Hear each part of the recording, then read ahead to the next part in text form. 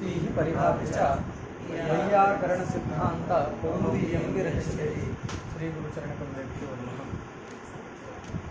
हम लोग गति बुद्धि प्रत्यवसानार्थ शब्द कर्मा कर्मकाणाम अणिकर्तासणौ इस सूत्र का अध्ययन कर रहे थे।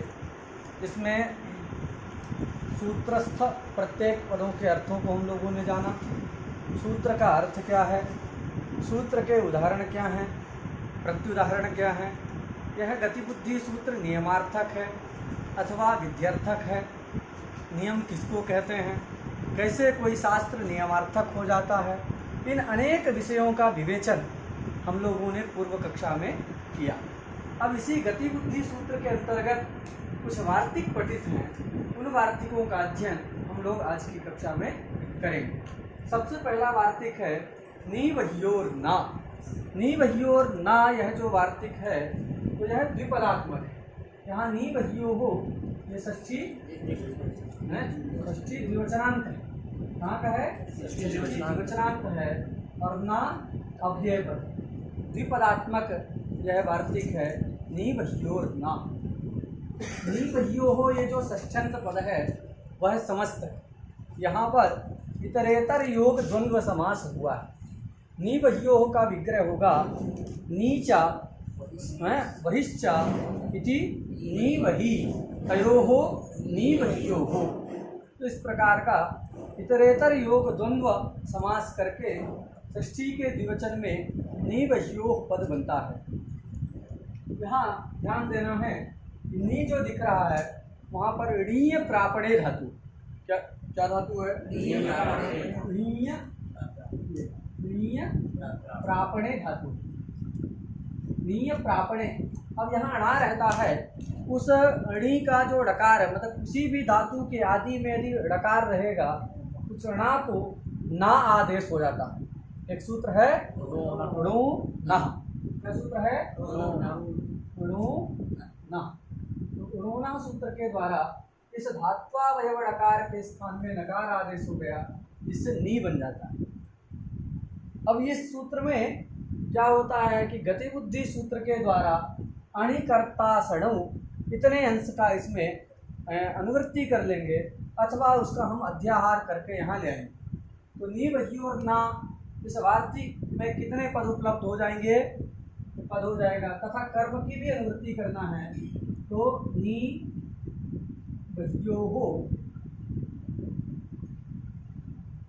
अणिकर्ता सणौ कर्म न स्यात्। ये जो है स्थिति होगी। नीवह्योः अणिकर्ता सणौ कर्म न स्यात्। इतने सारे पद हमको वार्तिक में उपलब्ध हो गए। इसका अर्थ क्या होगा? तो अभी नीवह्योः को छोड़ करके हम लोग कहते हैं अणिकर्ता, मतलब अणितावस्था का जो कर्ता है वह है अणु, अर्थात अणितावस्था में कर्म संज्ञक नहीं होता है। अब ये कर्म संज्ञा का निषेध करने वाला वार्तिक सर्वत्र कर्म संज्ञा का निषेध नहीं करता, केवल दो धातुओं के रहने पर, नी धातु और वह धातु। तो नी और वह धातु का जो शुद्ध स्वरूप है, मतलब अनंत जो अणिकर्ता है ना, अनंत जो नी धातु तथा वह धातु, उस अनंत नी धातु और वह धातु का वाच्य जो क्रिया, उस क्रिया का जो कर्ता है वह कर्ता अनंत धातु वाच्य क्रिया के प्रति कर्म संज्ञक नहीं होता है। यह वार्तिक का अर्थ। समझा गया अर्थ? क्या अर्थ है? अनंत जो नी तथा वह धातु, उसके मतलब धातु तदवाच्य जो क्रिया, उस क्रिया के प्रति जो कर्ता है वह कर्ता अनंत धातु वाच्य क्रिया के प्रति कर्म संज्ञक नहीं होता, ऐसा इसका अर्थ है। अब ये निषेध करता है कर्म संज्ञा का, ये हमको ज्ञात है। निषेध कब होता है तो हम लोग जानते हैं प्राप्तौ सत्याम निषेधा। क्या नियम है? प्राप्तौ सत्याम निषेधा। ये नियम प्राप्तौ सत्याम निषेधः, प्राप्तौ सत्याम निषेध, प्राप्ति होने पर ही निषेध किया जाता है। अगर प्राप्ति ना हो तो वहाँ पर निषेध नहीं कहा जाता। उदाहरण हम बताए थे कि कोई आपको कोई सामग्री दे रहा है, कुछ खाने की वस्तु दे रहा है, तब आप निषेध करें कि हमको नहीं चाहिए तो उचित लगता है। कोई दे ही नहीं रहा, आप जोर जोर से चिल्लाने लगें कि नहीं नहीं हमको बिल्कुल नहीं चाहिए, हम भरपेट खा कर के आए हैं, बस करो बस करो, लोग कहेंगे कि जो है थोड़ा सा दिमाग से ढीला हो गया है। तो क्या नियम है? प्राप्तौ सत्याम निषेध, प्राप्ति हो तभी प्रतिषेध किया जाता है। तो हमको ये विचार करना होगा कि नी और वह धातु के योग रहने पर अण्यंत कर्ता की ऋणतावस्था में कर्म संज्ञा प्राप्त है कि नहीं। तो कर्म संज्ञा का विधान करने वाला सूत्र क्या है? गति बुद्धि प्रत्यवसानार्थ शब्द कर्मा कर्मकाणा मणिकर्ता षणौ। यही सूत्र अनंत कर्ता की ऋणतावस्था में क्या करता है? कर्म संज्ञा का विधान करता है। तो यहाँ प्राप्त है कि नहीं, तो देखते हैं। ये जो नी धातु है तथा वह धातु है, दोनों का अर्थ क्या है? प्रापण। ये प्रापण अर्थ इनका है। णीय प्रापणे, वह प्रापणे, दोनों ही धातुओं का अर्थ क्या है? प्रापण। अब यहाँ जितने अर्थ परिगणित हैं, तो प्रापण ना तो गति के अंतर्गत आता है, प्रापण ना बुद्धि के अंतर्गत आता है, ना ही भक्षण के अंतर्गत है, ना ही प्रापण शब्द कर्मक है, ना ही अकर्मक है। इस प्रकार जो है क्या पता चला कि ये जो प्रापणार्थक णीय प्रापणे तथा वह प्रापणे धातु हैं, उनका ग्रहण ना ही गत्यर्थक ना ही बुद्ध्यर्थक प्रत्यवसानार्थक आदि में नहीं होता है। नहीं होता है तो इनकी क्या है? प्राप्ति ही नहीं है। इन धातुओं के प्रयोग रहने पर अनंत कर्ता की ऋणतावस्था में कर्म संज्ञा प्राप्ति नहीं है। जब प्राप्ति नहीं है तो निषेध को बताने के लिए नी वह्योर ना, यह जो वार्तिक बनाया गया, यह वार्तिक बनाना भी क्या है? व्यर्थ है, ऐसा पता चलता है। और एक सूत्र है नगत हिंसार्थेभ्या। आप कहोगे प्रापण भी गति ही है, प्रापण को हम गति मान लेते हैं, तो भाष्यकार ने कहते हैं नी वह्योर नहीं, नगत हिंसार्थेभ्या। नगत हिंसार्थेभ्या सूत्र के भाष्य में भाष्यकार कहते हैं न गत्यर्थः वही, ऐसा कहते हैं, न वही गत्यर्थः। क्या कहते हैं? न वही गत्यर्थः। ये जो वह धातु है वो गत्यर्थक नहीं होती है, ऐसा भाष्यकार ने कहा। तो वह धातु गत्यर्थक है नहीं, तो फिर प्राप्ति कैसे रहेगा? अन्य भी कुछ नहीं है, तो प्राप्ति ही नहीं है, तो निषेध करना भी व्यर्थ हो गया। तो उसका उत्तर हम इस प्रकार जानेंगे कि देखिए गति का अर्थ क्या होता है। तो गति का अर्थ है गमन। गमन मतलब उत्तर देश संयोगानुकूल व्यापार। गमन मतलब उत्तर देश संयोगानुकूल व्यापार। और प्रापण का अर्थ क्या है? उत्तर देश संयोगानुकूल व्यापारानुकूल व्यापार। तो ये जो प्रापण है उत्तर देश संयोगानुकूल व्यापारानुकूल व्यापार, उस दूसरे व्यापार में विशेषण क्या है? उत्तर देश संयोगानुकूल व्यापार, यह विशेषण। वो विशेषण है तो वही ही गति पदार्थ है कि नहीं? तो यहाँ जो प्रापण अर्थ, गति का अर्थ वह धातु का अर्थ है प्रापण, और प्रापण का मतलब होता है उत्तर देश संयोगानुकूल व्यापारानुकूल व्यापार। उस व्यापार में संयोगानुकूल व्यापार रूपी जो गति है वो गति क्या है? विशेषण। तो यहाँ गत्यर्थ का अथवा गति का विशेषणतया उपादान है। प्रापण के अंतर्गत ही गति भी आ जाती है, तो विशेषणतया गति प्रविष्ट होने के कारण गत्यर्थक मान करके ही यहाँ प्राप्ति रहती है, और ऐसा ही प्राप्ति मान करके निषेध किया गया। साक्षात तो वस्तुतः वह धातु गत्यर्थक नहीं है, ये सिद्धांत है, किंतु निषेध किया गया तो किस अभिप्राय से किया गया?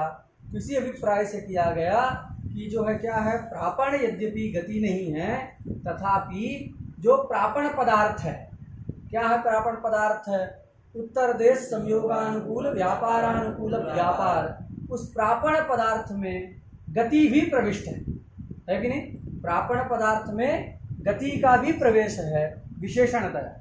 अतः विशेषणतया गति भी प्रापण में प्रविष्ट हो जाने के कारण इसको गत्यर्थक हम मान लेंगे, और गत्यर्थक मान करके कहेंगे कि वह धातु के योग में गति बुद्धि सूत्र के द्वारा अनंत कर्ता की अनंतावस्था में कर्म संज्ञा प्राप्त रहती है। उसके निषेध के लिए नी बह्योर ना इस वार्तिक को बनाया गया। बात सुना गया? ऐसा मान करके निषेध किया जा रहा है।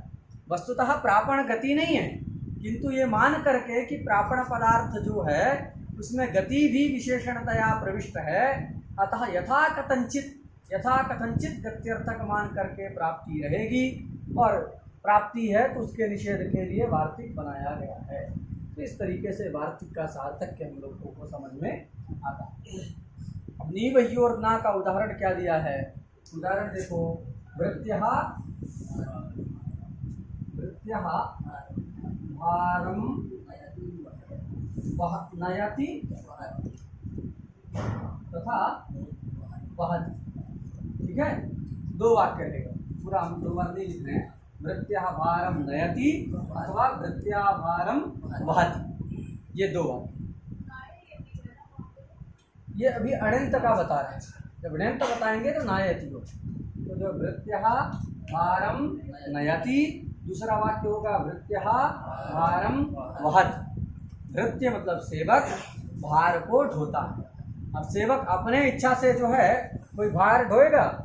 नहीं ढोएगा। आप मजदूर को लगाइए अपने घर में, वो चाहेगा नहीं कि हम काम करें, पैसा तो उसको चाहिए, लेकिन बैठा रहेगा। जब आप कहेंगे करो तो वो जो है कहेगा रुकिए अभी सुर्ती खाना है, फिर जो है पानी लाइए, फिर बाद में वो काम करेगा। तो इस प्रकार क्या है, वृत्य जो है स्वेच्छया भार नहीं ढोता ना, उसको जो है प्रेरित किया जाता है, कहा जाता है कि भाई नहीं तुम धो। पैसा देना भी प्रेरित करना ही है, पैसा से बड़ा प्रेरक जो है कुछ नहीं है। अब किसी व्यक्ति को आपको कुछ काम कराना हो तो अभी आप कह देंगे हम नहीं करेंगे, और कहा जाए इतना रुपये आपको मिलेगा तो आप फट से करने के लिए तैयार हो जाए। अध्यापक जब पढ़ाते हैं तो पैसा उनको मिलता है ना, तो पैसा जो है प्रेरक होता है, वही प्रेरित करता है कि पढ़ाओ। तो क्या समझे कि वृत्य को स्वामी क्या कर रहा है, भार ढोने के लिए प्रेरित कर रहा है। तो देखो यहाँ ये जो नए धातु का प्रयोग है, नयति में जो ऋण धातु का प्रयोग है, वाति में वह धातु का प्रयोग, और यहाँ पर ऋच प्रत्यय उत्पन्न हुआ है? नहीं हुआ। तो यहाँ कैसी है, जो नयति में नी धातु है वह अनंत नी धातु है ना, और वाति में जो वह धातु है वह भी अनंत वह धातु है। तो इस अनंत नी और वह धातु के वाच्य जो क्रिया, अनंत जो नी धातु तथा वह धातु, उसका वाच्य जो क्रिया, उस क्रिया का कर्ता कौन है? वृत्य कर्ता। यह कर्ता अनंत धातु वाच्य क्रिया के प्रति क्या हो जाता है? कर्म होता है। ऐसा गति बुद्धि सूत्र के द्वारा ज्ञात होगा। ये कहेगा कि कर्म संज्ञक नहीं होगा। देखो अभी नयति के जब अवस्था में प्रयोग करेंगे तो क्या बनेगा? नाययति वाहयति, नाययति वाहयति। यहाँ पर देखिए अनंत जो नी धातु तथा अनंत जो वह धातु, तदवाच्य जो क्रिया, उस क्रिया के प्रति करता है वृत्ति। बात सुना गए? वही वृत्ति रूपी करता। यहाँ अनंत धातु है कि नहीं? अनंत धातु हो गई नी धातु तथा अनंत वह धातु है। तदवाच्य जो क्रिया, उस क्रिया के प्रति पूर्व अनंत कर्ता की कर्म संज्ञा गति बुद्धि सूत्र के द्वारा प्राप्त रहती है, उसका नी वह्योर ना इस वार्तिक के द्वारा निषेध हो जाता है। तो अब वृत्य की कौन संज्ञा नहीं हुई? वृत्य की कर्म संज्ञा नहीं हुई। तो क्या रहेगा? वृत्य कर्ता ही रहेगा। वृत्य क्या रहेगा? कर्ता ही रहेगा। अब कर्ता है तो देखो ये जो ती प्रत्यय यहाँ दिख रहा है, क्या दिख रहा है? ती प्रत्यय दिख रहा है। वो ती प्रत्यय किस अर्थ में आया है जी? ये भी कर्ता अर्थ में आया, लेकिन ये किस कर्ता को कह रहा है? तो ये प्रयोजक कर्ता को कहता है। ये नायेति और वाहेति में जो ती है वो ती प्रत्यय किसको कहता है? प्रयोजक कर्ता को कहता है। और वह कौन है? स्वामी। कौन है प्रयोजक? प्रयोजक है स्वामी। तो प्रयोजक जो स्वामी रूपी करता है उसी को ती, ये दोनों ती प्रत्यय कह रहे हैं। तो ती प्रत्यय के द्वारा प्रयोजक जो करता है स्वामी वह उक्त हो गए। तो जो भी अर्थ उक्त हो जाता है उसमें कौन विभक्ति होती है? प्रथमा विभक्ति हो जाती है। वार्तिक है अभिहिते प्रथमा। जो भी अभिहित हो जाता है, अभिहित मतलब उक्त, तो जो भी अभिहित हो जाता है, उक्त हो जाता है, सदवाचक शब्द से प्रथमा विभक्ति हो जाती है। तो यहाँ जो प्रयोजक करता है स्वामी वह कर्ता वा नायेति और वाहेति में जो ती दिख रहा है, ती के द्वारा उक्त हो जाता है, अतः तदवाचक स्वामी शब्द से प्रथमा विभक्ति आती है। ये वृत्त रूपी जो करता है ये प्रयोज्य करता है, उसकी प्रेरित होकर काम करता है ना, तो ये प्रयोज्य करता है। जो प्रेरित करे वो उसको प्रयोजक करता कहते हैं। तो वृत्ति ये प्रयोज्य करता है, ये प्रयोज्य करता इस ती प्रत्यय के द्वारा उक्त नहीं हुआ तो इसमें अनुक्त कर्ता हो गया वृत्तीय। अनुक्त कर्ता में कर्तृकरणे और तृतीया के द्वारा कौन विभक्ति होती है? तृतीया विभक्ति हो जाती है, जिससे वृत्तीय ना ऐसा। ठीक है, पहले वाले वाक्य में नयति और वाति में ती के द्वारा वृत्ति ही उक्त हो रहा था, इसलिए वहां पर उससे प्रथमा हो गई। ठीक है, तो ये जो है नी बह्योर ना, इस वार्तिक का हम लोग ने अध्ययन किया। तो आगे दूसरा वार्तिक आ रहा है, ये ठीक से समझ में आ गया है ना जी?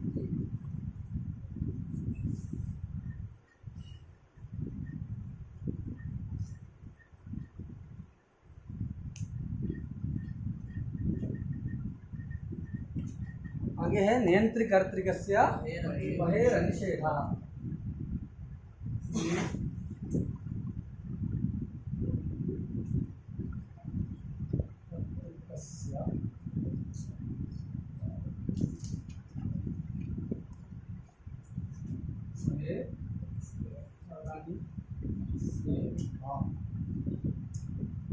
तो अभी हम नियंत्रिकर्तृकस्य बहिरनिषेधः इस दूसरे वार्तिक का अध्ययन करेंगे। ये क्या करता है?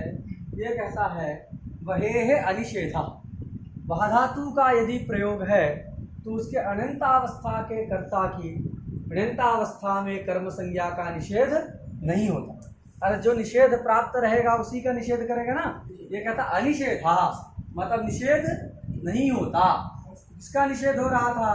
तो नी वह्योर ना इस सूत्र के द्वारा अनंतावस्था के कर्ता की अनंतावस्था में कर्म संज्ञा का निषेध हो रहा था। अभी ये सूत्र कहता है कि वहेः अनिषेधः, मतलब वह धातु का यदि प्रयोग है तो वह धातु के प्रयोग रहने पर अनंतावस्था के कर्ता की अनंतावस्था में कर्म संज्ञा का निषेध नहीं होता। अब इतना ही यदि अर्थ इसका मानेंगे तो पूर्व वचन से, पूर्व वार्तिक से इस वार्तिक में विरोध हो जाएगा कि नहीं? वो वार्तिक कहता है कि कर्म संज्ञा का निषेध होता है, वह धातु के प्रयोग रहने पर उसके अड़ंतावस्था का जो करता है उसकी अड़ंतावस्था में कर्म संज्ञा नहीं होती। ऐसा कौन कहता है? नी वह्योर ना। और ये कहता है कि वहेः अनिषेधः, मतलब वह धातु का प्रयोग है उसके अनंतावस्था के कर्ता की अनंतावस्था में कर्म संज्ञा का निषेध नहीं होता, ऐसा ये कहता है। तो एक कहता है निषेध होता है कर्म संज्ञा का, ये कह रहा है निषेध नहीं होता। तो दोनों वचनों में क्या हो रहा है? परस्पर विरोध हो रहा है। उस विरोध के परिहार करने के लिए क्या किया गया है कि वहेः का एक विशेषण दिया गया है। क्या विशेषण है? नियंत्रिकर्तृकस्य। ये किसमें विशेषण है? वहेः। देखो वहेः भी सक्षमता है, वहेः कहाँ का है? षष्ठी के एकवचन का। और नियंत्रिकर्तृकस्य भी षष्ठी के एकवचन का। निषेधा अनिषेधा प्रथमा के एकवचन का। तो इसमें वहेः में एक विशेषण है। सर्वत्र ये सूत्र नहीं लगती, ये वचन नहीं लगता है। केवल कहाँ लगता है कि जहाँ वह धातु का कर्ता कौन हो रहा हो, कोई नियंता हो रहा हो। देखो नियंत्रिकर्तृकस्य ये पद है, ये समस्त पद। कैसा पद है? समस्त पद। यहाँ पर समास हुआ है, कौन सा समास है? तो बहुब्रीहि समास। नियंत्रिकर्तृकस्य में कौन सा समास है? बहुब्रीहि समास है। वह क्या है? नियंता कर्ता यस्य। नियंता कर्ता यस्य सा नियंत्रिकर्तृका, ठीक है, नियंता कर्ता यस्य सा, नियंता कर्ता यस्य सा नियंत्रिकर्तृकः,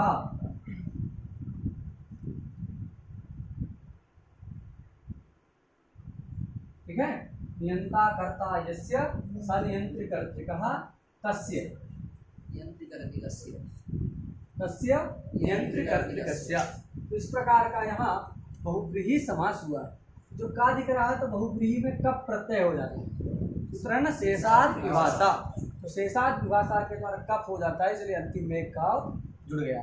यहाँ नियंता कर्ता यस्य सा नियंत्रिकर्तृकः तस्य नियंत्रिकर्तृकस्य। तो ऐसी वह धातु का एक प्रयोग हो जिस वह धातु का कर्ता कौन हो रहा हो, नियंता।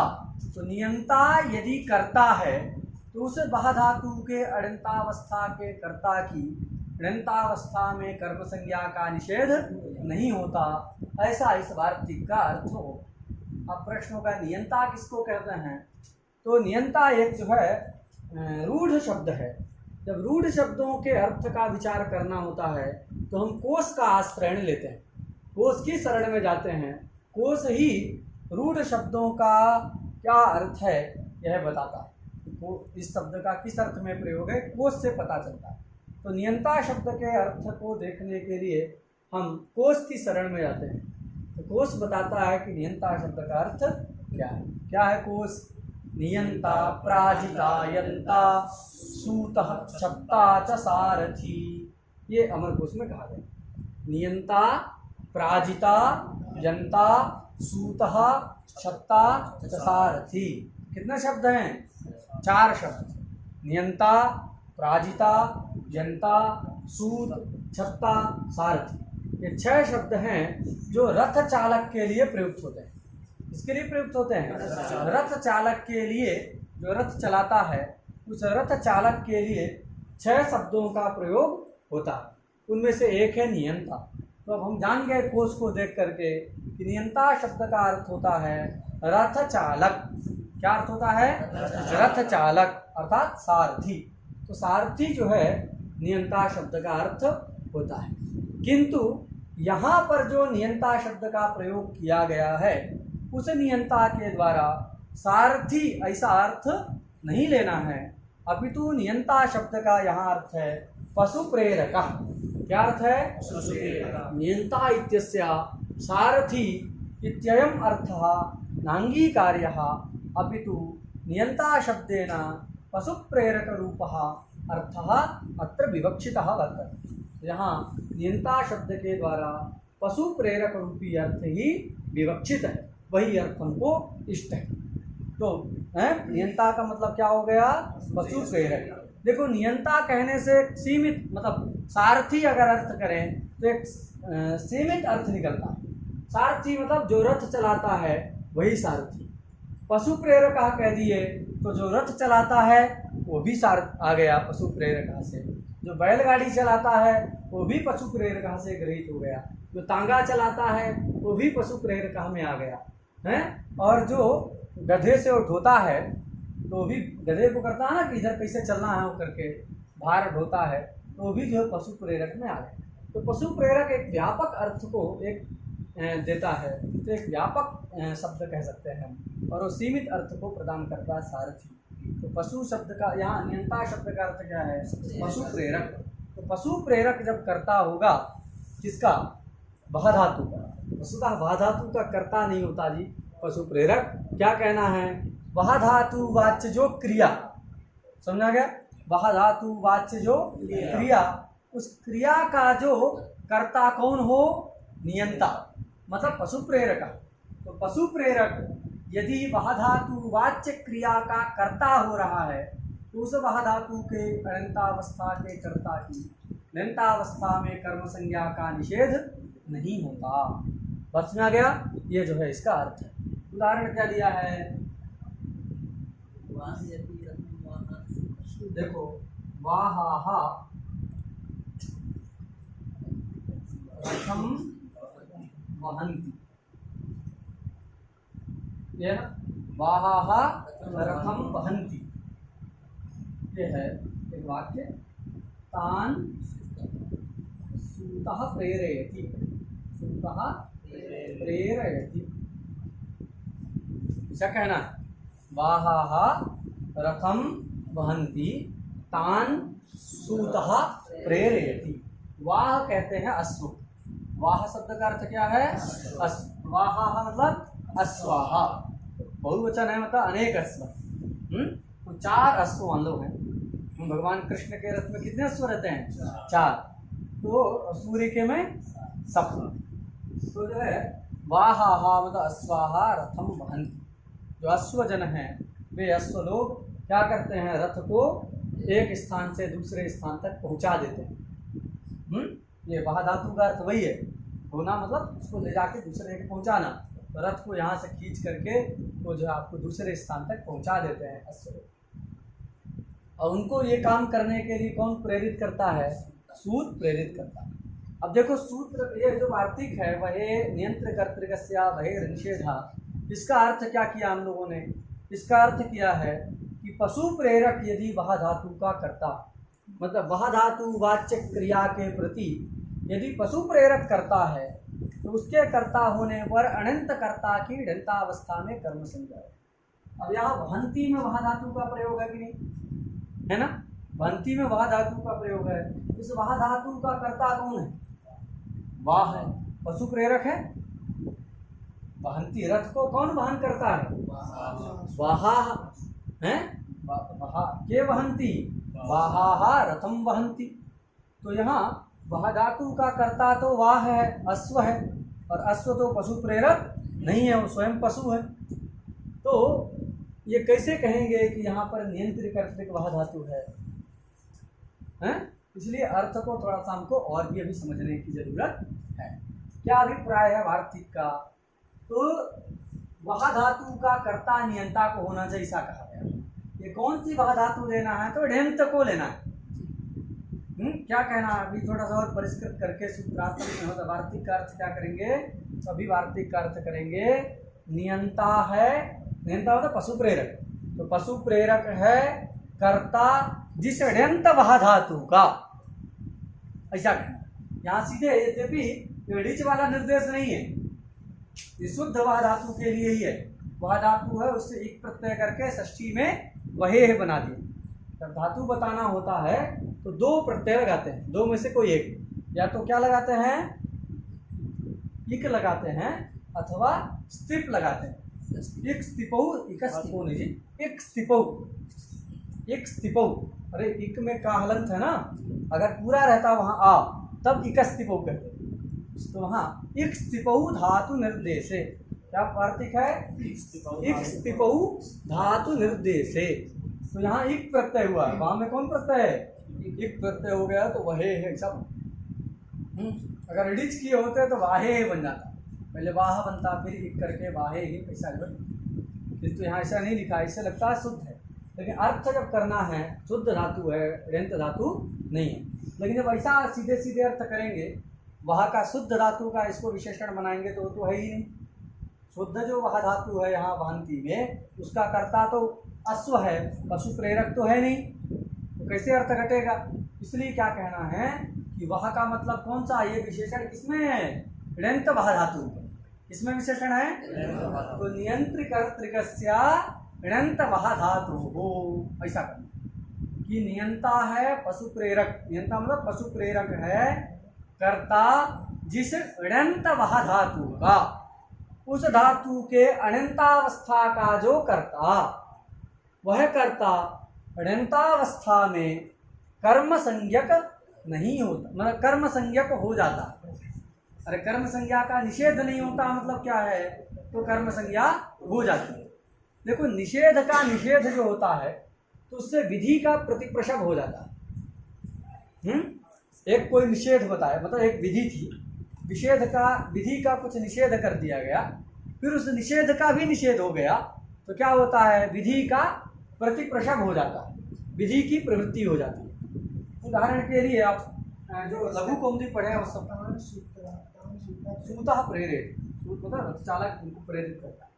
अभी यहाँ देखो रामऊ शब्द बनाते हैं, तो राम औ ये स्थिति रहती है ना, राम औ।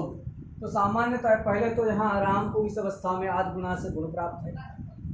आद गुणा से जो प्राप्त गुण है उसको अपवादत्वात् वृद्धि रेचि बाधता है।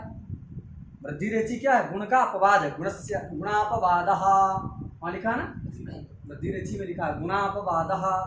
पहले सबसे पहले अवर्ण से अचपर में है, अतः आद गुण के द्वारा गुण प्राप्त है।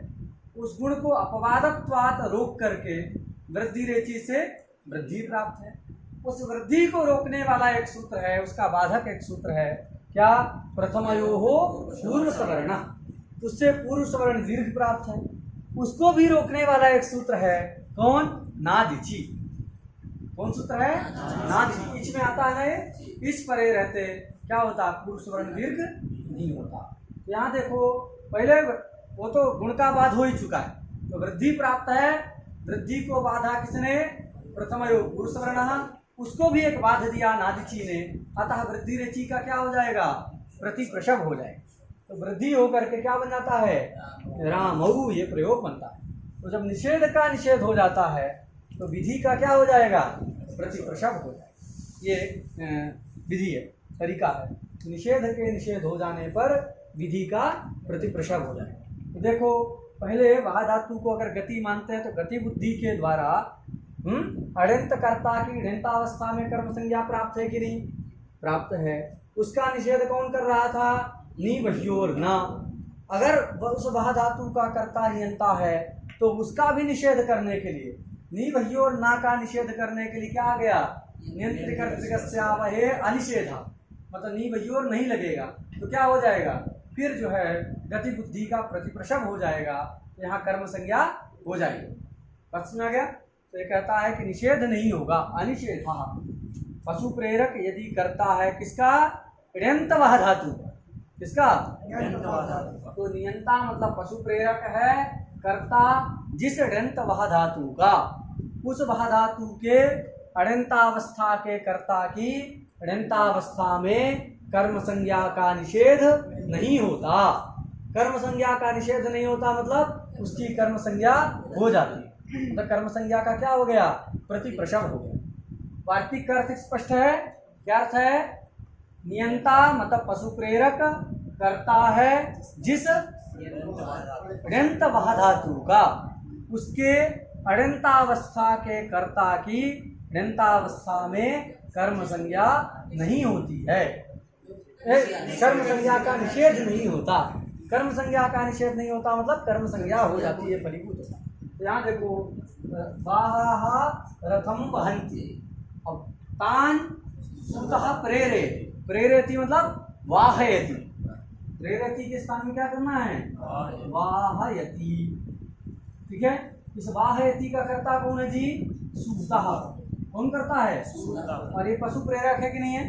देखो पशु प्रेरक हो गया सूत, वह कर्ता जिस अड़ंत वह धातु का है कि नहीं?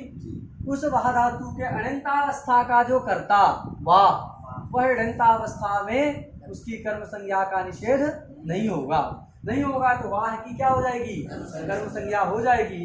और कर्म संज्ञा हो जाने के कारण कर्म तो उक्त हुआ नहीं ती के द्वारा, ये सूत्र रूपी कर्ता ही उक्त हो रहा है, तो कर्म अनुक्त है, इससे द्वितीया विभक्ति हो गई। क्या बन गया? वाहन रथम वाहयति सूतः। समझा गया? वाहन रथम वाहयति सूतः, ऐसा वाक्य बन गया। एकदम स्पष्ट है। चलो याद रखना कि नियंत्रिक कर्तृकस्या किसको लेना है? ऋंत वह धातु। नियंता जो है शुद्ध वह धातु का कर्ता नहीं होगा, इसका होगा ऋंत वह धातु का। कौन करता हो? यदि नियंता पशु प्रेरक है, कर्ता जिस ऋंत धातु का, उस वह ऋंत वह धातु का, उस ऋंत वह धातु का के अड़ंतावस्था का जो कर्ता वह अड़ंतावस्था में कर्म संज्ञक हो जाता है। यही जो इसका फलितार्थ है। उदाहरण भी हम लोगों ने देख लिया। एकदम स्पष्ट है। आगे चलें। चलो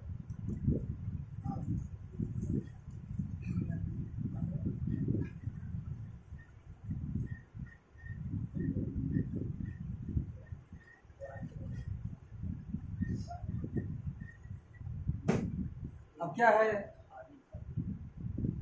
आदि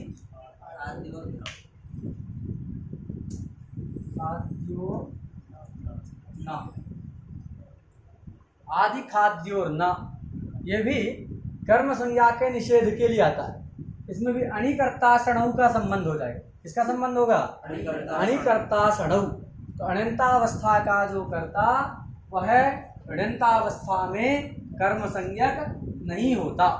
आदि खाद्य है, ये षष्ठी के द्विवचन का है और ना अव्यय पद, कर्म संज्ञा का निषेध करने के लिए आया। पूछना है? हाँ, अच्छा कक्षा है। चलो तो 2 ही रखो, कल